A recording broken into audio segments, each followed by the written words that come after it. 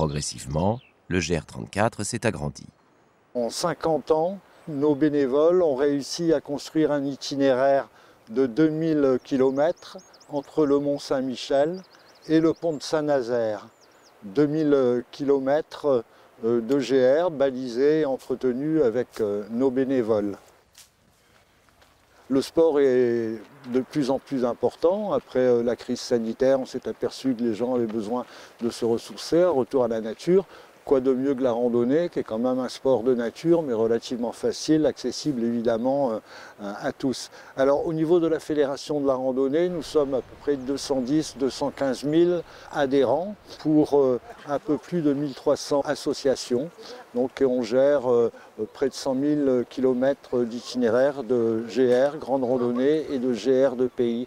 Nous sommes une fédération sportive, 115 comités régionaux, départementaux et également ultramarins. C'est une fédération qui est membre du CNOSF, le Comité national olympique et sportif français, et de la FERP, la Fédération européenne de la randonnée pédestre. Nous sommes aussi délégataires auprès du ministère chargé des sports d'une mission d'utilité publique.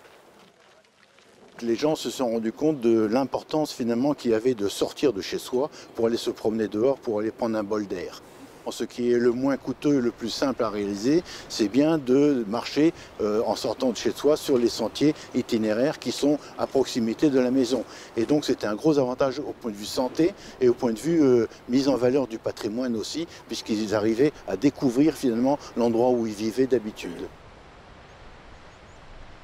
Notre travail, la fédération, c'est de créer des itinéraires. On permet finalement aux gens de ne pas sortir de chez eux à l'aveuglette, mais bien d'avoir sur un itinéraire qui est sur un support, que ce soit sur un topo guide, que ce soit sur une fiche randonnée, ils vont en toute sécurité. Et nous, on s'engage à ce qu'ils ne se perdent pas finalement quand ils sortent de chez eux. La marche est quand même un sport qui est relativement tranquille. Il y a rarement des accidents finalement graves. C'est ce qui permet justement aux gens de pouvoir y aller en toute quiétude, en toute sécurité sur les chemins. Il n'y a pas de gros risques. Bien sûr, il y a quelques incidents, des chevilles tordues, des gens qui tombent, mais c'est relativement rare d'avoir des accidents graves. Le GR34, finalement, qui fait le tour de la Bretagne par le sentier côtier, il fait en tout 2000 km. Donc effectivement, dans ces 2000 km, il y a des portions qui sont très praticables, qui sont finalement presque en milieu rural, quand on passe dans des grandes villes ou alors dans des communes relativement importantes côté touristique. Par contre, il y a des endroits qui sont beaucoup plus sauvages et des endroits qui peuvent se faire agresser finalement par la mer, par les intempéries, etc.